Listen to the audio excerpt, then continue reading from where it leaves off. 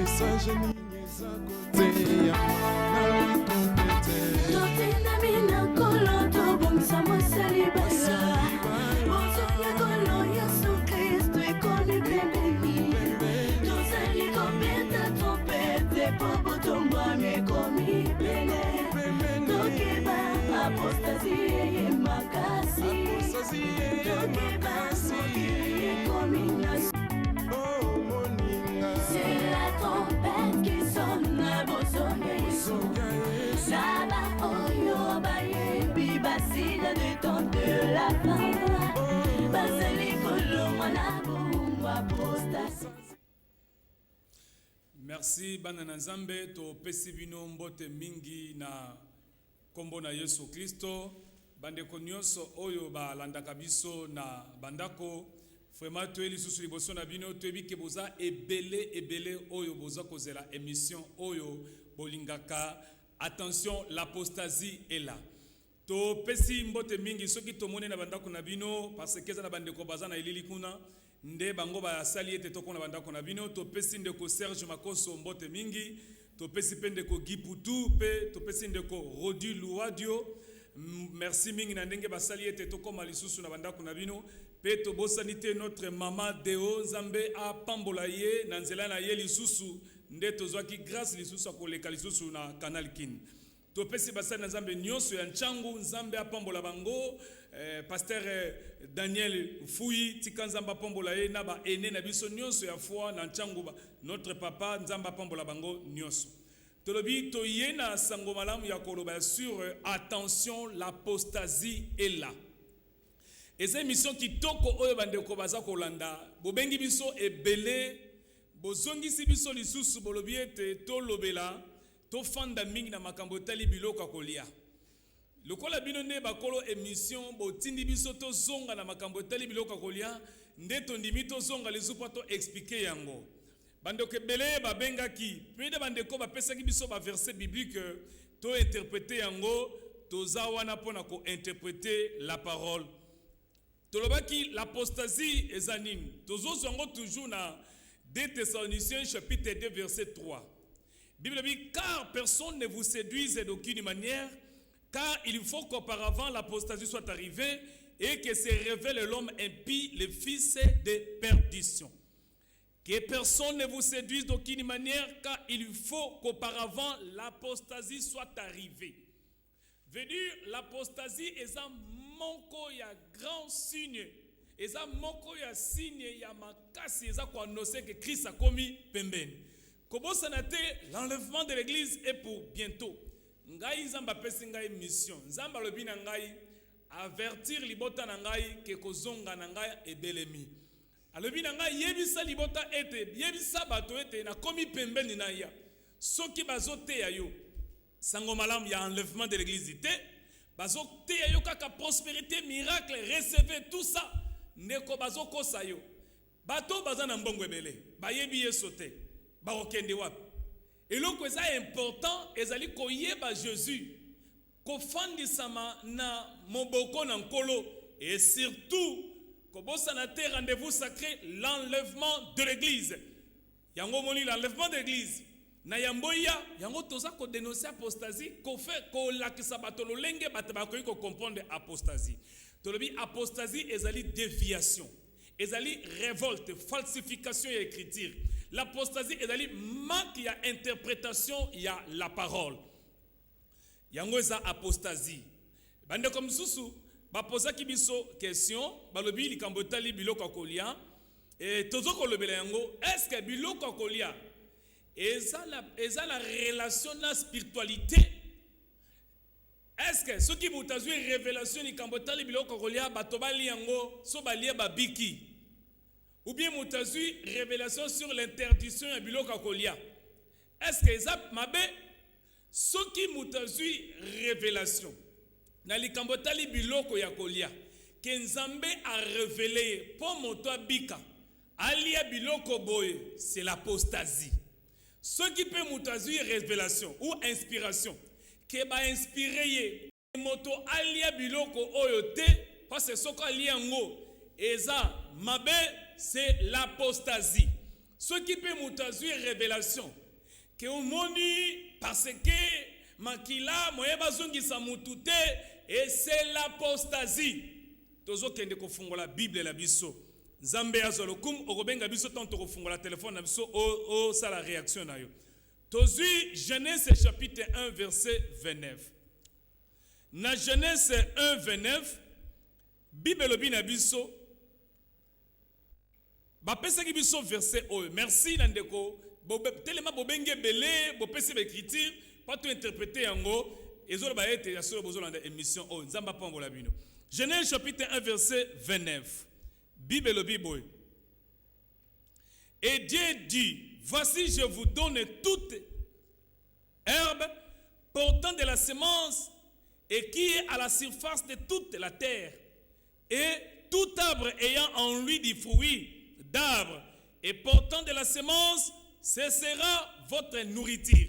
Ndeko pesa ki biso écriture oyo, je crois landa malam. Ndeko lobi, omoni kola lobi nini? Apese ka mutu alia kaka, alia mbuma na matiti, nzamba pesa ki mutu alia musunite, mais ndenge nini yo lobi ke non, tokokolia no stolingi. Merci. Tozana Genèse chapitre 1 verset 29. Ndeko Bible yango moko esengeli interpréter biso. Omoni awa, tozana 3 parties. Dans la partie où l'homme a sans péché na Eden, awa omona na 27 Bible dit Dieu créa l'homme à son image. Il les créa à l'image de Dieu, il les créa l'homme et la femme. Awa mutaza na péché te, mutasumuki te. Effectivement, avant mutua sumuka, Nzambe apesaki mutu alia mbuma matiti. Nzambe apesaki alia mbuma. Mais Nzamba pesaki mutute autorisation alia nyama. C'est vrai. Ou alia mbisi bien avant le péché. Pourquoi? Parce que le péché contre qui n'a l'humanité. Mais muta signé ordonnance au Nzambe. Yemoko le véritable Dieu, le grand roi, a signé ordonnance. Il est aussi capable de résilier ordonnance. Et ça dépend de naïe. Après, awa muta sumu kite. Toye kokoma l'homme a été sumuka, muta transgressé la loi, tant sumuki, on remarqué la première personne à salaki immolation, c'était Dieu lui-même. Tant muta sumuki, Bible lobi, Nzambe alatisi mutu bilamba ya poso ya nyama. Mais si quand ota la ndingi Nzamba keli, na likolo kuna banyama bazate bazana se asoki mabele asalaki nyama na mutu na se aw. Nzambe alatisi mutu posa nyama. Tu peux comprendre que Nzamba kokaki kolatsa koboma nyama te soki akokaki te kozanga ko égorger nyama et sengelaki a égorger nyama l'animal après makile tangi na simanango azui poso alatisi mutu Adana Eve. Tu peux comprendre ndengeni. Dieu esengelaki akata nyama. Pourquoi? Parce que la Bible dit sans l'effusion du sang, il n'y a pas de pardon du péché. Esengelaki Nzamba s'approcher dans l'homme. Nzamba a créé une situation qui permet à pousser na pembe na mutu. Il a égorgé l'animal. Comment nous avons compris que la première personne a égorgé que l'animal c'est Dieu lui-même. La Bible dit c'est lui qui est la tête de toutes choses. Même Moïse a bandé en côté. Il y a un temps Moïse a marti na montagne. Nzambe ndazo laksa Moïse a dit tala modèle oyoko sala. Soki muta sumuki ko bandalelo oko égorger l'animal. Makila etangi. Yango si komoni vient d'étouffer et si kezalaki alobi ke makila etangi okoboma nyama kaka bongo te jamais ozanga ko égorger et sengeli okati mutu na ye makile bimi. Pourquoi? Parce que Nzambe a se servi na sawana pour la purification ya peuple là pendant la temps ya l'ombre, pendant le temps de la loi. Yango te yoko comprendre que l'animal o Nzamba égorgeaki yemoko na Eden. C'était l'image. Au moment que alongoli poso alatisi Adana Eve. Et bongo to na question nzoto siko nyamango achaki wapi. Ezala kita o Adana Eve ba mona nzota nyamango te. Ezala kita Adana Eve ba comprendre nyamango te. Yango moni pendant la loi tikala ko comprendre l'animal en te. Parce que nyamana ba longola ki sonyo so tikala ki bolumbu. Ne poso wana balatisi Adana Eve. Mais toye komona que c'était l'ombre de choses à venir. Tomoni mutu moko pa kufi na kwa bolumbu. Nzoto wana ezala ki pona Adana Eve ba mona ngote. Pour la loi, mais nous avons vu l'animal. Yango moni lelo l'animal tokozong sa sou pour son yamate. L'animal est sengeli to la kisabolumbu na ye. Ko la kisabolumba l'animal ango lingi ko ba ko interpréter très bien la parole. Donc l'animal ordre qui est égorgé pendant la loi de Moïse. C'était l'ombre. Yewana Jean-Baptiste a présenté dans Jean chapitre 1 verset 29 que voici l'agneau de Dieu, c'est lui qui ôte le péché du monde. Donc, kotika la bolumbu elingi kolobako expliquer très bien la Bible. Veut dire il faut ba kote ba pandi na ye, ba parti na ye et monana. Yango lelo soki o comprendre écriture malamute, ba tebele ba kufi. Oyebi Bible lobi na biso na Daniel chapitre 2. Roi a eu décision. Yakobo mabatu parce que roi lotindoto. Azindoto zo senga interprétation. Mais si ko alobi monteur kopé ça y est interprétation te et sengela kufa y compris na Daniel y compris na ba serviteur à roi. Yango moni l'interprétation soki écriture ndoto au roi lotaki ezan écriture. Soki écriture eza interprété te bato ba okufa. Yango esengela ki Daniel a interprété ndoto ya roi qui est l'image ya écriture la parole écrite. Tango Daniel a interprété yango abikisi naye na bato bazale kosala pas roi. Yango tout a besoin d'interprétation ya Bible. Ceux qui ont interprété mabe ndesika l'apostasie et botami. Apesi bango balia mbuma. Mais Bible lobi na bisoni. Tant toke na distokomi na temps ya péché. Na Genèse chapitre 9 verset 3.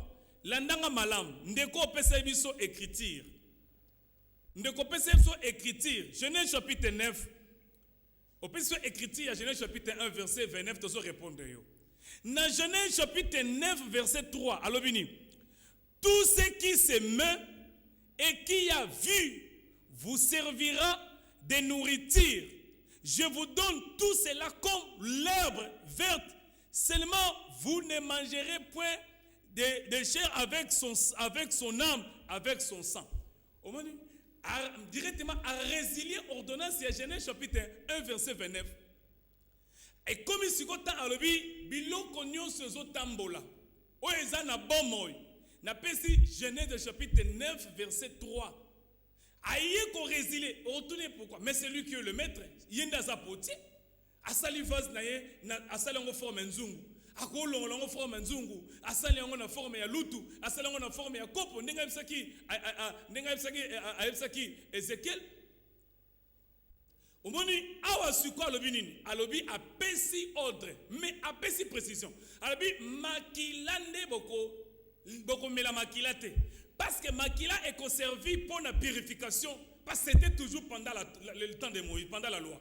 Makila ba conservé yango na kati ya sacerdoce. Mais l'animal bokolia na bino, bolie peko bomaye, il faut bo égorger makile bima. Parce que makile est conservé na sacerdoce et on servi ba na purification. Apesi déjà ordre. Yango moni même na Exode bana Israël avant babima balia mwana patambula mako. Mais est-ce que osomona teke ndeko ceux qui Moïse bana Israël balia mwana patambula mako balia ni amambula mako. Déjà loi ya interdiction ya kolia l'animal et c'est kouei. Tant que kouei pendant la loi de Moïse, mais loi ya interdiction ya makila ba melate ndezali pendant la loi de Moïse. Elingi koloba babande kolia musuni.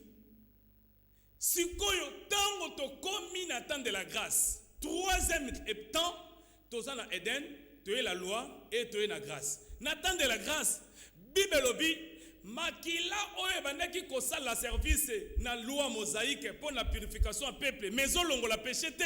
Et sengeli makila la elongwa parce que tikeli kolongo la péché te. Et sengeli va changer parce que ça incapable de kolongo la péché. Moi n'en pas te penda ko sauver yo. C'était toujours l'ombre de Jésus-Christ, le véritable agneau immolé. Yango tango makila ya solo ye. Makila ya mwana sans tache, sans défaut. Tango akufi na croix directement makila ya animal pesali nini ekwei. Tota suna ma besoin makila animal te. Yango bino oba okosa bino ba vient d'étouffer.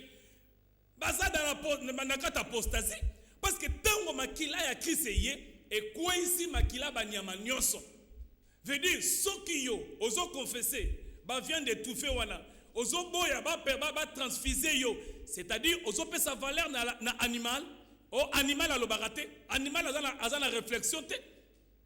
On est là qui ombre des choses à venir. La réalité, Colossiens 14 à 18, c'est Jésus. Colossiens chapitre 2, verset 14 à 18. Tout ça, c'était l'ombre des choses à venir. Yoko lingo vivre na molili, l'ombre veut dire molili. Ezali molili et lilingi ya makambo ezoya. Mais nous avons déjà vu le véritable animal à Koufina. Quoi? Le kola makila na etangi. Yango Jean-Baptiste a présenté, voici cette fois-ci, c'est lui qui est le véritable agneau. Cet homme est venu pour ôter le péché. Parce que Moïse a kokai kolonga masumute, abane ko zipango. Moïse, nan sacerdoce naye, nan makila banyama na bango, ezalaki incapable à sauver. Makila Jésus tangi, siko yebisanga. Ope sa valeur na makila na maponani. Ozopesa, soko ozopesa valeur na makila na mavedure, tant l'enlèvement koya, nyama wana asekwisa yo. Nyama asekwisa yo te. Pe nyama mtakela mokili te, nyama za créature. Nyama za créature, mais za créateur te. Ezalaki elilingi, mais toza na temps ya elilingi te. Yango siko toke na 1 Corinthiens. 1 Corinthiens. Toza na 1 Corinthiens chapitre 8. 1 Corinthiens 8. Bande ko bana na biso, Ozu 1 Corinthiens chapitre 8. 1 Corinthiens chapitre 8. Alobi na biso na 4. Pour ce qui est donc de manger, likambo tali kolia. Mutu nyonso koloba na yo nde kolia fufu oyo na dongo dongo. Soko liango zui délivrance, c'est un apostat. Aya ko pesa nge critique. Mutu koloba na yo zwa mayo mela soko meli yangondo obiki okoti lola, c'est un apostat. Bible le Bible, pour ce qui est donc de manger, de viande sacrifiée aux idoles, nous savons qu'il n'y a point d'idole dans le monde et qu'il n'y a qu'un seul Dieu. Au monde, aboy abani déjà que le bakino, oba vient d'étouffer, obo ezali sous n'importe té. Après, na 8 salabini, ce n'est pas 1 Corinthiens chapitre 8 verset 8.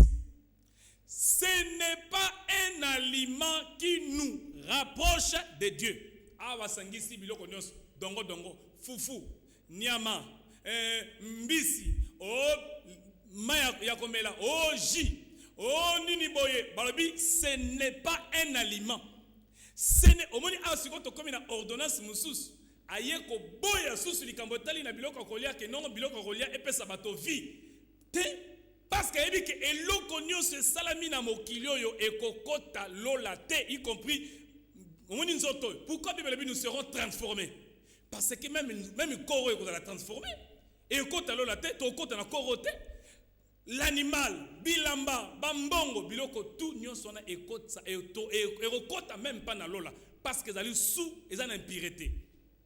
Yangolobi, ce n'est pas un aliment qui nous rapproche de Dieu. Rapprocher veut dire soko lié loko poussani et panzambe après ozu vi balabi ezana biloko kolia mon côté tozolo bela biloko kolia onyon so ba kotisi biloko kolia na église ba pesi yango valeur ndeko pona nini tozo sambusa komba Jésus. Le nom de Jésus est au-dessus ya biloko kolia. Le nom de Jésus est au-dessus ya ba nyama, ya ba viande, ya ba poisson, ya biloko nyonso. Ce n'est pas un aliment qui nous rapproche de Dieu. Yoka, na sepelera siko. Akati makam. Si nous en mangeons, nous n'avons rien de plus. Soko lié bako sayote. Babi soko lié, hein? Li eloko moko te na domaine spirituel, mais otongi nzoto. Lia pour santé à la malam. Melaji pour santé à la malam. Melamai pour santé à la malam. Mais ceux qui balobi na yo zwa mayoyo ba mélanger na mayango na huile na kati ke tozo te kango somba yango mayi oyo ekopesa yo onction bakosi yo. Lisons la Bible. Ce n'est pas un aliment qui nous rapproche de Dieu. Si nous en mangeons, nous n'avons rien de plus. Et si nous n'en mangeons pas, nous n'avons rien de moins. Aboyne on na olia ngai biloko te so dissection na liango biloko nde na koti lola soko boyi na yango osali pe lisumu te soki pe oli yango osali lisumu te ningo bani eza na rapport moko te na domaine spirituel lelo oyo esprit ya apostasie ezali manque ya interprétation mais soki olobi ke non biloko ngolo eza na valeur mais faut tozonga pe na écriture posée par les apôtres Tite chapitre 1 verset 14 olobi nini alobi to prêcher la parole authentique telle qu'elle a été enseignée to teya sango malamu ya nkolo ndenge bapôtre bateyaki est-ce que bapôtre batikala koloba na biso na makambo nga nazoloba na biso bapasteur biso moto bandi évangélité Bible lobi les autres ont commencé c'est dans le travail que nous sommes en train au moins ça la confusion yango moni nous avons aujourd'hui des big prophètes des grands prophètes soi-disant des prophètes du temps des grands prophètes na Bible aza moko petit prophète grand prophète aza moko les restes toza ndenge moko yango moni confusion et continue ministère prophétique na don ya prophétie prophète pasteur docteur apôtre évangéliste na kat na bango nyonso mutaleki moninga za te o remarqué na Ephésiens chapitre 4 alobi na biso ni 10 alobi nous sommes comme moni sika tozobunga parce que tozolinga te ko respecter évangile ya bapôtre lelo tokomi na ba grand prophète tanga komi grand prophète akoya pe na interprétation na ye pas ebi comme ni grand prophète ayaka pe na interprétation mais ce qu'on y a une interprétation na yo le cause grand prophète kufa pe na quoi o sait quoi pour nous ko kufa na quoi te kufela biso na quoi parce que ngolo ba ke muta kufa ki na quoi asala ki ne lo côté il faut siko to bandela mais ce qui yo kufi na quoi ce qui yo kufi yeba oyeli biso troisième testament ezalakate et na répartition en temps tozaka na tamibale ancienne alliance na nouvelle alliance yango tolobi boy likambo teli biloko kolia lelo eza na relation moko na spiritualité te lia na yo soko lia kaniao lia niao olia kambwa lia mbwa olia kampuku lia mpuku olia kana yo ntaba lia nyonso kolia eza likambo kaka conscience na yo moko ke non nga na sepela nga na kolia nia utene na mona katambolaka wana eza likambo conscience ko bata manate ko no parce que boy il y a un serviteur de Dieu to partager na bisinga bi papa moi le Seigneur m'avait dit nzamba bisinga na liaka ba misunité parce que son allié ba mbisi tout ça ba corrompre nga ba pesa nga sorcellerie na nzela musuni nga na bi mon frère on les inspiration satanique. Parce qu'en lisant Galates chapitre 1 verset 6 à 9, Bible dit même inspiration ils ont contrôlé l'écriture. Ce qui Saint-Esprit na parole yozote yozobalalate ton dit Saint-Esprit bien ton dit Saint-Esprit. Quand l'esprit et la parole s'accordent, Jésus est appelé Seigneur. Comment se fait-il nzambalo banayo que kolia mbisi te parce que ce kolia mbisi ba corrompre ba peut sorcerer na mbisi. C'est comme ça mon Seigneur nzambe te. Parce que moi, ce que je sais, le nom de Jésus est puissant. Il y a ce battre la biso. Bilo connaît cela. Ceux qui bako ba ingba personne qui ndokina lipa ba opesa yo. Pas personne qui ndokina dépend de kana mbisité. Même na lipa ba opesa yo. Même na meya komela. Bilo kakolia eza na relation mon côté na spiritualité. Soki batoyo bazo salelango. Même bazo salelango bazo pratiquer ngo ba pesi ngo valeur. Et l'autre benga apostasie yango wana. Yango moni lelo to moni ba vendeur d'huile na Bible eza adote ka ba mai makambo belé eza hérésie apostasie pe lisusu eloko mosusu likambo etali ba couleur oh mon Dieu toke na église ya ba apôtre ba couleur eza na relation moko te na écrit na religion na spiritualité. Au moins, le prophète Moussous a latissé l'église mobimba ba kitambala ya bleu, ya rose, boye. Si vous avez latissé bango na olobinini, le Seigneur t'a inspiré, nous avons inspiré, mais inspiration n'a pas total en peine écriture. Comment se fait-il soubassement, protection dans Gozawa? Il faut que la Bible parle, Bible loba. Ba couleur nyonso oyo, au moni mutazu inspiration, le Seigneur m'a révélé. L'église bison tola ta couleur à pembe. Na l'église a réveil makambo ekoti. Église de réveil. Et c'est pourquoi nous avons bêta sete na ba papa na biso molimo. Bola kisi biso sango malamu te. Pona nini bobungi boy. bolakisi biso évangile oyote, nos pères spirituels. Tala église à Congo, botala ba papa, église à Congo ezokende wapi. Ba amoyo bakobika ndenge nini, parce que c'est que moi je sais que Bible dit comme toi tu as gardé ma parole, moi aussi je te garderai au moment du malheur. Moutor dans la sauver dans la parole. Nos pères spirituels, le lobo zawap, bolamuka. L'enlèvement de l'église est pour bientôt.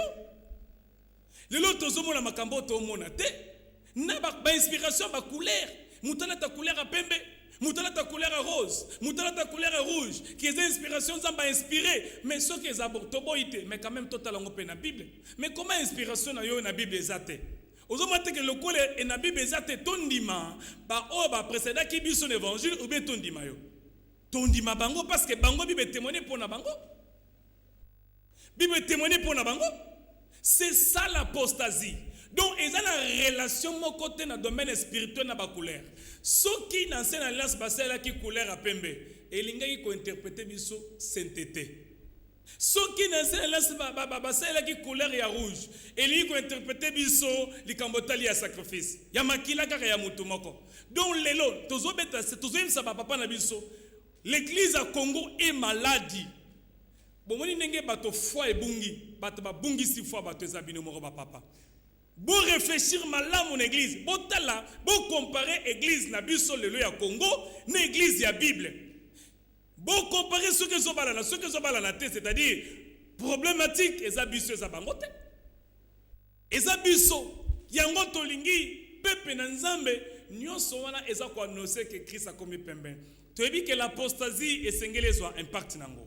Mais ce qui est important, eza que yoko bima apostate. Prépare-toi à la rencontre du Seigneur. Talaba signe auto mwana mokili. Le monde des yako ningana. Ba changement climatique. Au moins na mboka msusu boye, au moins na mote bimika ke tumbi zamba. Mais tous ces gens qui annoncé que Christ a commis pembeni. Te représenter église ni libosankolo. Te représenter église ni libosankolo. L'apostasie est ba inspiration personnelle.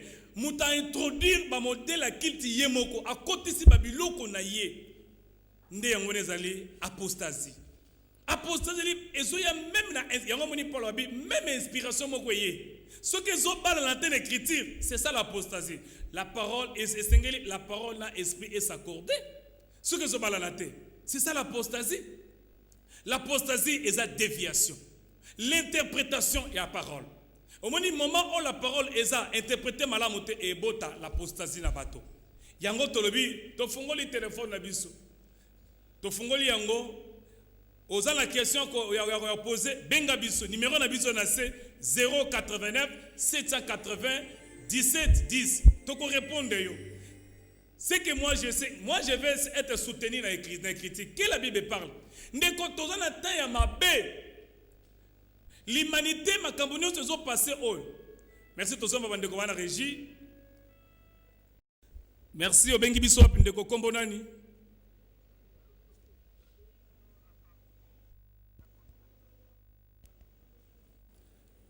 Oui, ndeko bengi biso kombo nani? Allô, bonjour. Oui, bonjour mon frère. Nalingi na tuna boye puisque ndenge bolobi makambo etali ba viande étouffée. Maintenant, toyebi ke mutu oyo bien oya idole. Oh, l'homme on a égorgé. Je sais que la personne qu'on avait égorgé c'était Jésus-Christ. Amen. Yango wana. Maintenant bango balobi boye to sengeli kolia ba église wana balobi bango nyama oyo ba égorgé te bakoki kolia te. Nyama aza étouffé bango bakoki kolia te. Mais maintenant ceux qui totali na parole mutu oyo ba égorgeaka ezalaki nde Jésus. Iko eza lié nini oyo eza koreunir nyama na Jésus-Christ. Merci maman, Topambolami, merci de répondre. Tolobi boye, la question maman posée, au moni, ceux qui ba pesi valeur na nyama, et n'ingo ba keno, ba boy service oyo sosali na croix. La nyama oyo aza étouffé, lelo ezate. 1 Timothée chapitre 4 verset 5, on dit tout est sanctifié et purifié par la parole et par la prière. 1 Timothée 4, 5 à 6, tout est sanctifié et purifié par la parole et par la prière.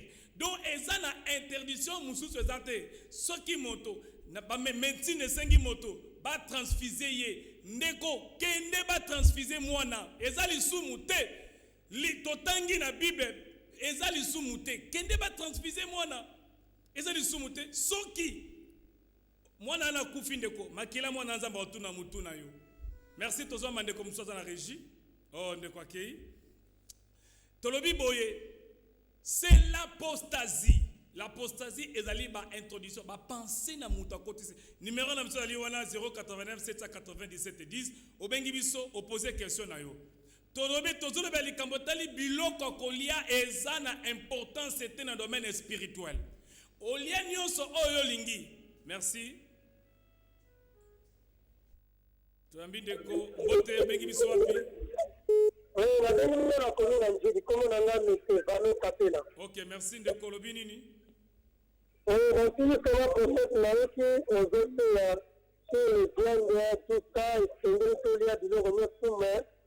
je sais que dans 1 Corinthiens 10, 25, la Bible dit mangez tout ce qui se vend au marché. Je dis que l'interdiction on a dit ça dans la Nzambe exactement mais on a tout la boye.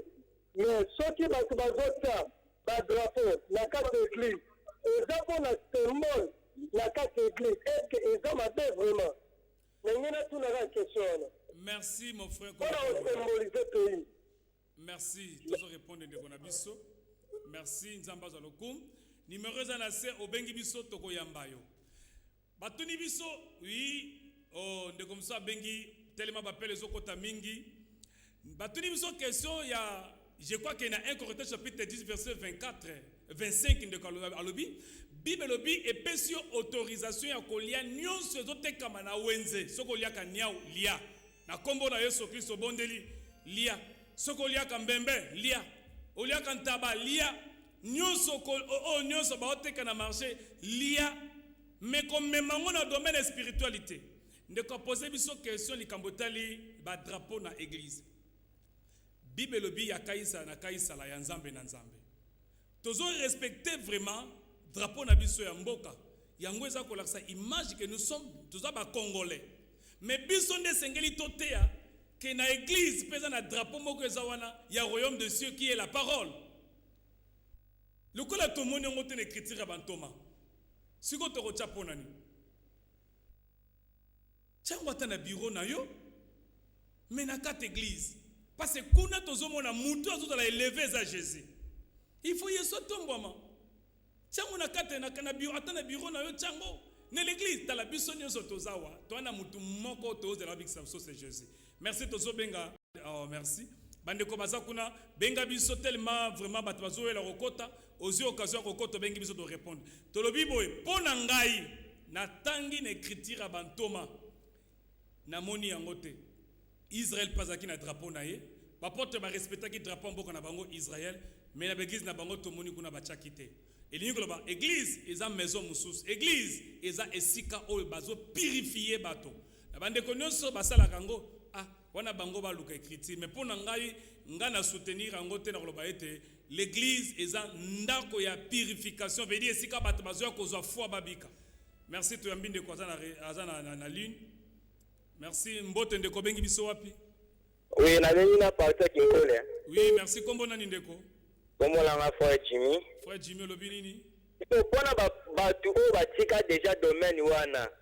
Ba e ba kiteke comment na Bible teke ne se ba sela ngote pourquoi ba descendant na bango bazo salela yango. Au moins il faut ba consulter dans nos Bible. Pardon ndeko lobi? OK, merci ndeko na biso. Alobi mais to saisir ye penza malamu te mais loko to lobi ete to vérifier écriture et loko zo soutenir biso ezande Bible que la Bible parle omoni ndenge merci tozo mande comme ça na ligne oui ndeko bengi biso wapi kombo nani Bema depuis mon apura. oui ndeko lobi nini. Mais pourquoi l'église de l'Église va encore du Kamakamba?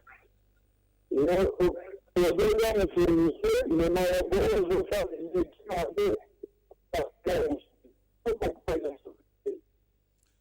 Ok, merci Ndeko Nzamba Pambola yo, Tolandio Malamu. Je crois que eza likambo ya interprétation ya Bible.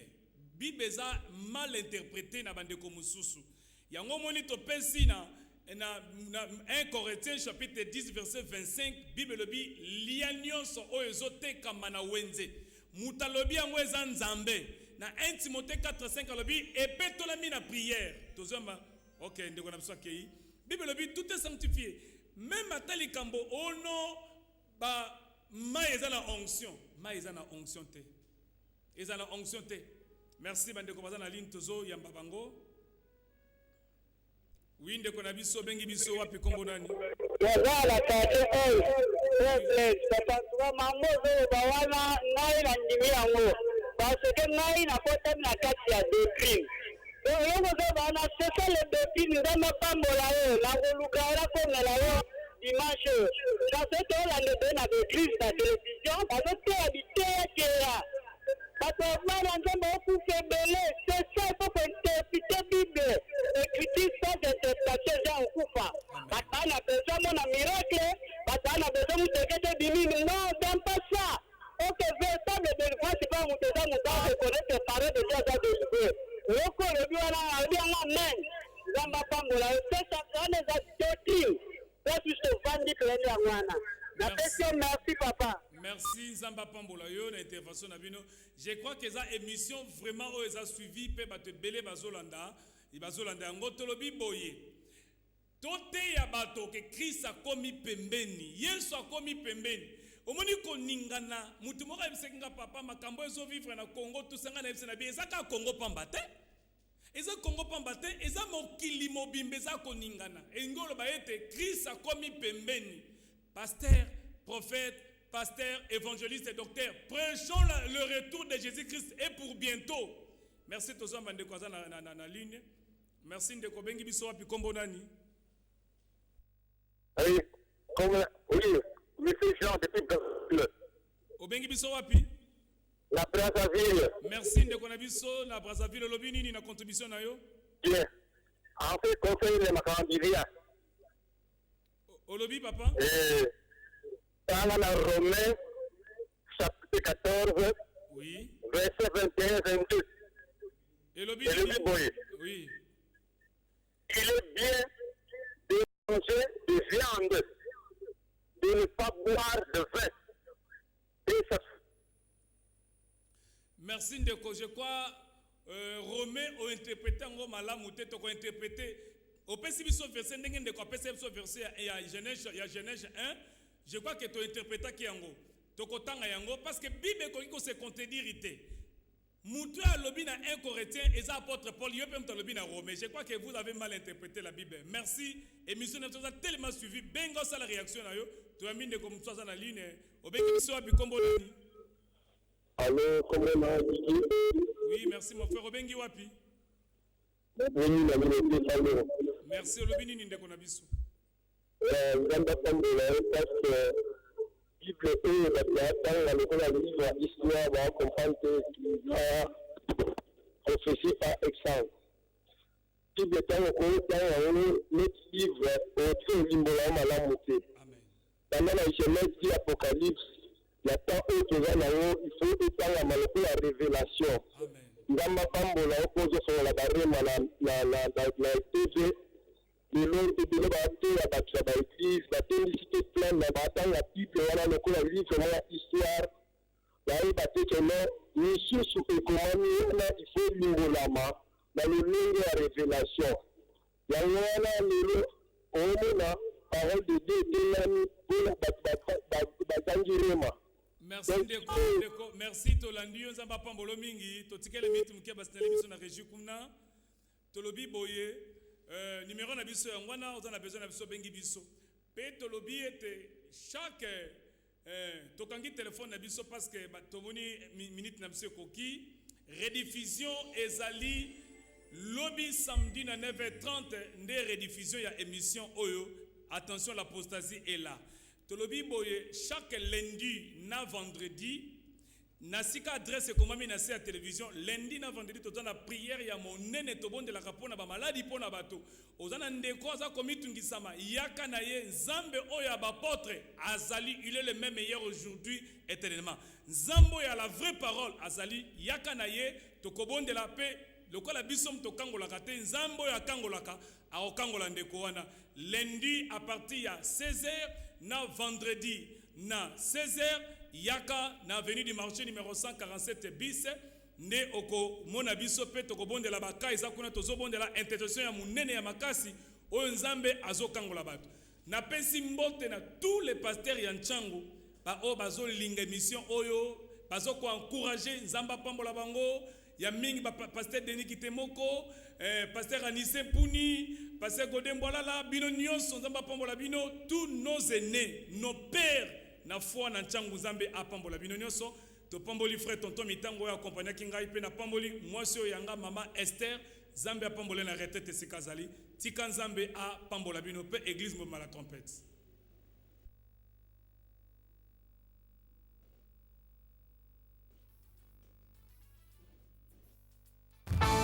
Message nini za kote ya mwana trompete Totenda mina kolo tobongisa mosali basa Bonsonya kolo Yesu Kristo ekoni pembeni Tozali kobeta trompete po botomba mekomi pene Tokeba apostasie ye makasi Tokeba mokili ekomi nasi